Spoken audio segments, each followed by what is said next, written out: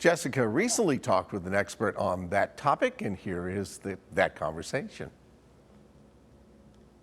Top Richmond money advisor that wants to share insight on how to improve your financial literacy. We welcome Jeremy Shipp back to Virginia this morning. Jeremy, it's great to see you. Thanks for making time. Oh, Jess, it's great to see you, even virtually.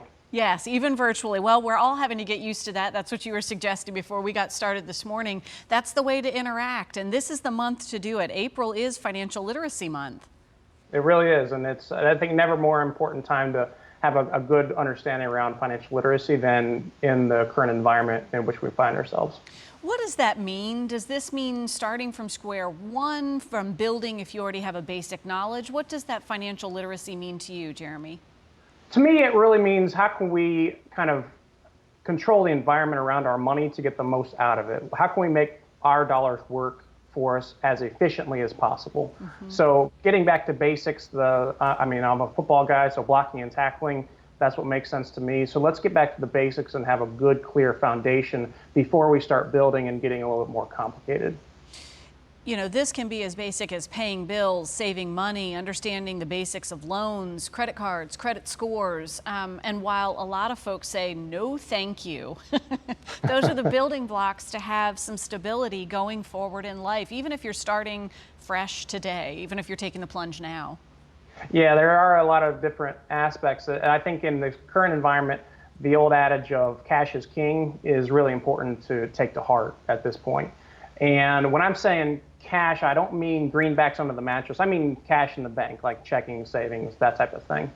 But having cash on hand, having kind of a rainy day fund, if you will, usually when we're talking about using a rainy day fund, it's for if we lose a job or have an interruption, something like that. Something comes out of nowhere, like a global pandemic, it can really hit home the importance of having that emergency fund on hand. It sure can. That gives you not only a little bit of peace of mind, even if you're starting from square one, but knowing that it's there as a resource is key. A couple of other ways that you've shared with us. The next one is tracking spending, and that's pretty important. Yeah, I mean, tracking spending and the other question is how do we build up that kind of emergency fund? And I mean, in the time we find ourselves, the stimulus checks that are coming out, hopefully those will get here soon. And if you don't necessarily have to use that for rent or utilities or food, that can be a kind of a jump start. We're also in the midst of tax season. And again, timing's a little different now with everything going on, but that could give you a little bit of a boost. And then as far as going forward is, yeah, tracking spending. So look at, are there little $5, $10, $20 items per month that are kind of finding their way out of our cash flow or out of our spending plan that we can maybe put back? And it is all about kind of incrementally saving each month, kind of month after month, letting that money build up, and then understanding you don't have to go out and spend that and bring it all the way back down to zero. Let's try and keep that buffer zone just in case for times like right now. It's almost as though it's a little bit of a personal challenge, so you can see where the outflow is and if there's an opportunity to bring a little of that back in and allocate towards that emergency fund. It's easy to do. You get started and it starts you on a path, a positive path. Absolutely, and the words positive and opportunity, I really like, Jess, that you use those, because a lot of people think about looking at their finances, going through a budget as more of a painful process, but I like looking at things on a positive spin. So yeah, what are the opportunities as far as where I can take out some of the kind of dollar figures or financial expenditures going out on a monthly basis to put those back in my pocket to make me feel better about when I do spend money and having money for opportunities like we maybe find ourselves now.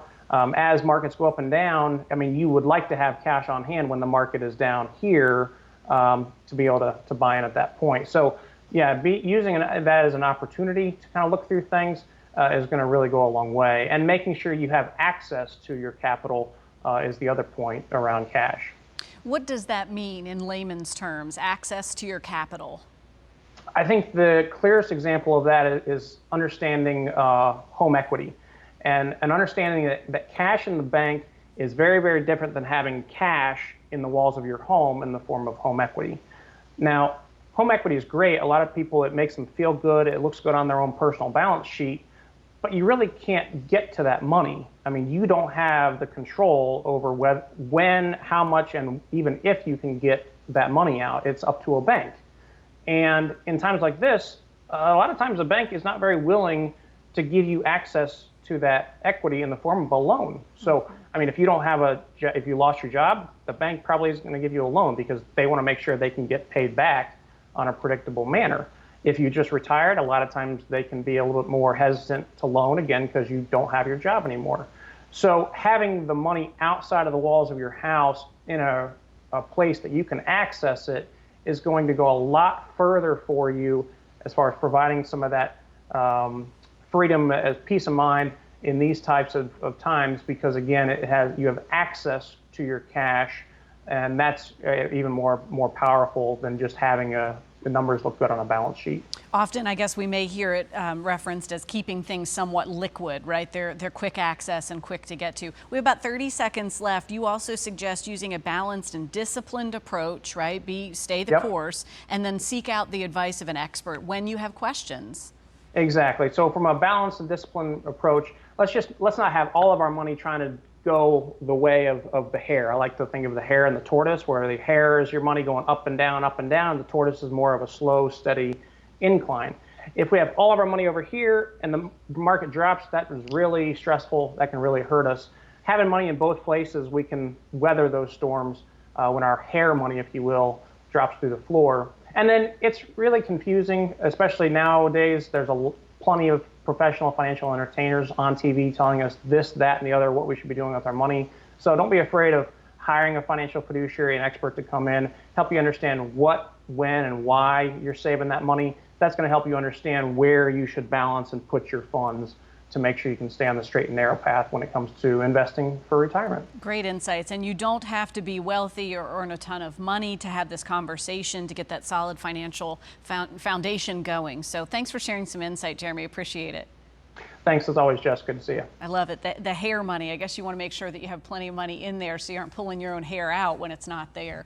For more information, you can find a link on our show website later today, WTVR.com/VTM for all the information. Stay right here with us. There's more Virginia This Morning coming up right after this break.